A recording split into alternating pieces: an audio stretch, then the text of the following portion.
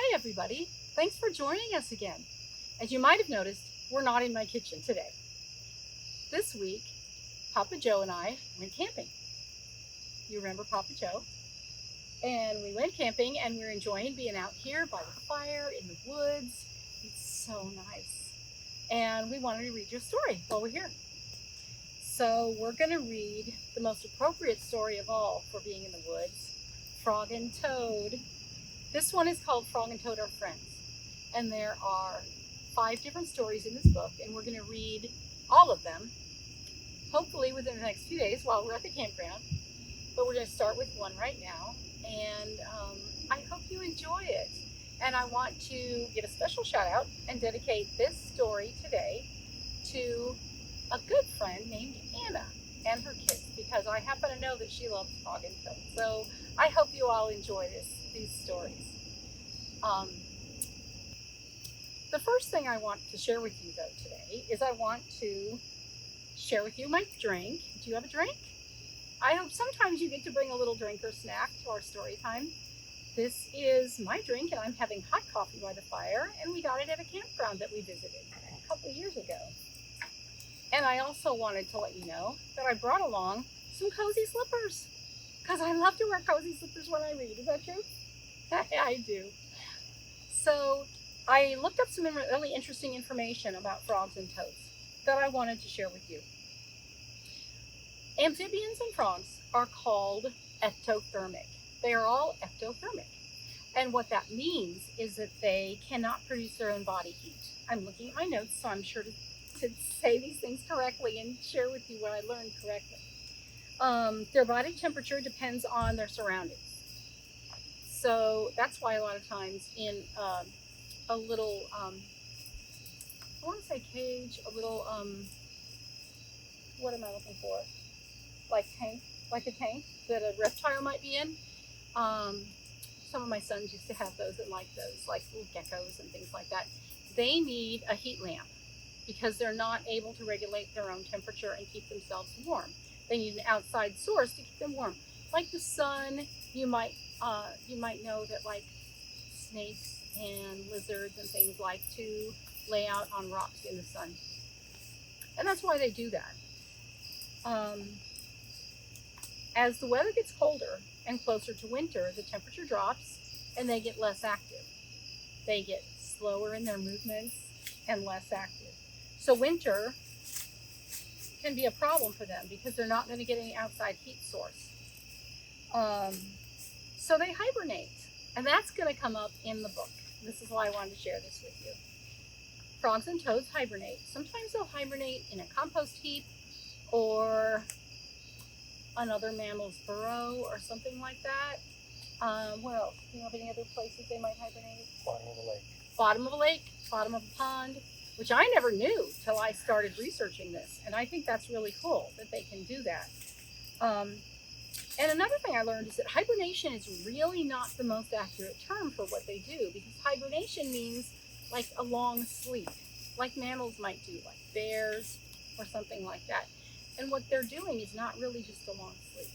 It's a time period where their metabolism slows down and their heart rate slows down so much that they don't even have to eat. And their body produces something that's like an antifreeze, which is funny. And that keeps their cells and their organs from freezing. So I wanted to share some of that information with you for some of you all that are interested in that kind of thing, because I think it's really cool to understand how animals work and how they do what they do. Speaking of animals, Ella, our dog, is here with us. But we brought her over to sit by us by the fire, and she kind of didn't like being this close to the heat. So we let her go and lay over there in the bushes or her bed or wherever she is. But she's here too. So here we go. Frog and Toad are friends. Now at this point, I think Papa Joe is going to scoot back to his job behind the camera. Yes. Bye, Papa Joe. Bye. And do the filming for us. And we'll see him another time. We love Papa Joe. Okay, are we ready? Frog and Toad are friends. By Arnold Lobel. Oh, I wanted to share one more thing with you about Arnold Lobel. which is super cool. He wrote the book and illustrated it. And this is a very interesting piece of trivia about Arnold Lobel. He did not have any pets growing up. None.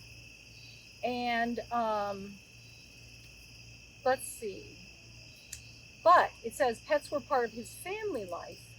So I would assume he didn't own any of his own, but he had some around. That's what this sounds like, but it's a little confusing. So there was a turtle called Wilbur, and Wilbur was around their home, around their property, and they loved Wilbur. And then Wilbur one day laid eggs, so they changed Wilbur's name to Wilbira, because Wilbur was apparently a girl and not a boy like they assumed at the beginning. The Lobel family, Arnold and Anita, which is the woman that he married, is named Anita, and their children were Adam and Adrienne. You notice they all started with A. A lot of families do that. They start their names of their children with all the same letter.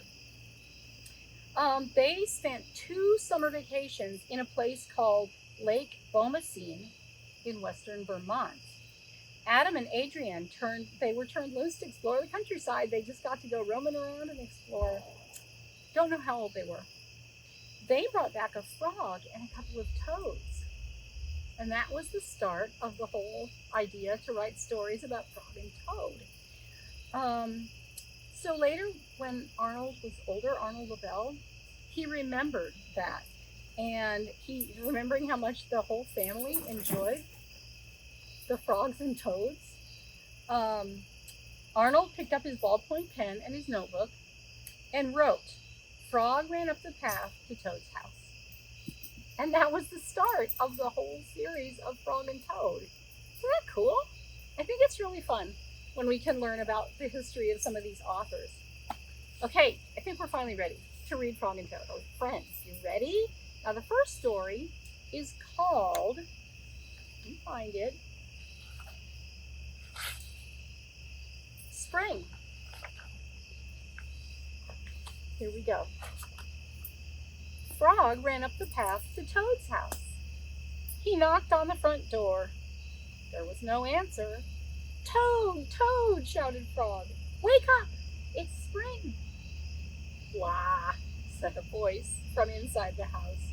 "Toad, Toad," called Frog. There it is. There's still some snow. "The sun is shining. The snow is melting. Wake up." "I'm not here," said the voice. Frog walked into the house. It was dark. All the shutters were closed. "Toad, where are you?" called Frog. "Go away," said the voice from a corner of the room. Toad was lying in bed. There's a little golf cart driving by right now. You hear it? They drive up and down the road to go down to the little lake. So that's what you're hearing right now. Toad had pulled all the covers over his head. Frog pushed Toad out of bed. He pushed him out of the house and onto the front porch. Toad blinked in the bright sun. You ever do that? Oh, it's so bright sometimes. "Help," said Toad, "I cannot see anything." "Don't be silly," said Frog. "What you see is the clear, warm light of April. And now you hear Ella chiming in to our story." "And it means," said Frog, "that we can begin a whole new year together, Toad. Think of it," said Frog. "We will skip through the meadows and run through the woods and swim in the river. In the evenings, we will sit right here on this front porch and count the stars." "You can count them, Frog," said Toad. "I will be too tired. I'm going back to bed." Look, he has his jammies on.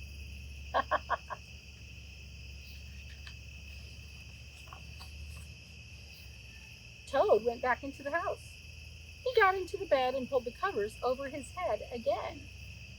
"But Toad," cried Frog, "you will miss all the fun." "Listen, Frog," said Toad. How long have I been asleep? You have been asleep since November, said Frog. This is the hibernation part I was telling you about. Well then, said Toad, a little more sleep will not hurt me. Come back again and wake me up at about 1/2 May. Good night, Frog.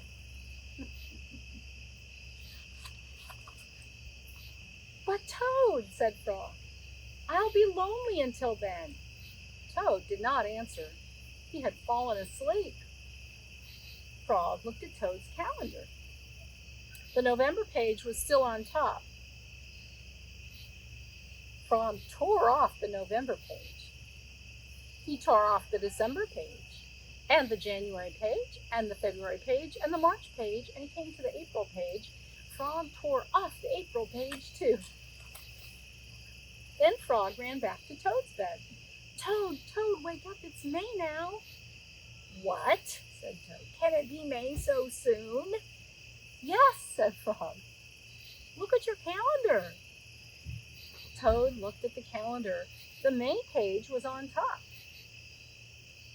Why, it is May, said Toad, as he climbed out of bed.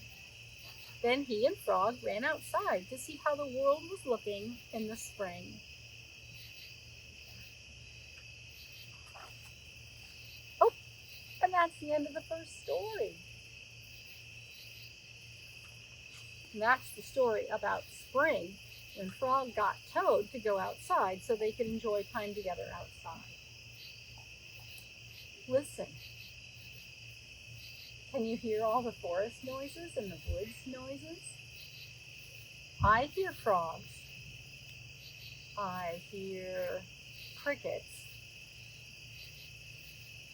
What else do you hear? We hear a lot of birds in the morning. I'm not really hearing them right now in the evening though. But I love the night sounds, don't you? They're so peaceful. The night sounds are so nice. Well, it looks like our fire's dying down. I'm going to sip my coffee. If you have a drink or a snack, it'd be a time for you to sip too.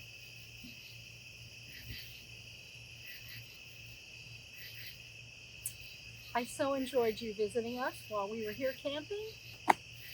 Isn't it nice? I wish you could really visit us when we go camping, but this is the next best thing. What we're going to do now is build up a fire again, and we're going to sit here by the fire and look at the moon and enjoy the noises and enjoy nature for a little while before we have to go to bed. I hope you had a great time and enjoyed the story. I know I did. I love Frog and Toad, and we're going to do another one really soon. So I hope you have a nice evening and sleep well, all cozy in your bed. And remember that Momma Grace is always here, and so is Papa Joe. And we love you, and we love to read to you. It really gives us a lot of joy. I hope you have a great week, and I will say goodbye, but just for now.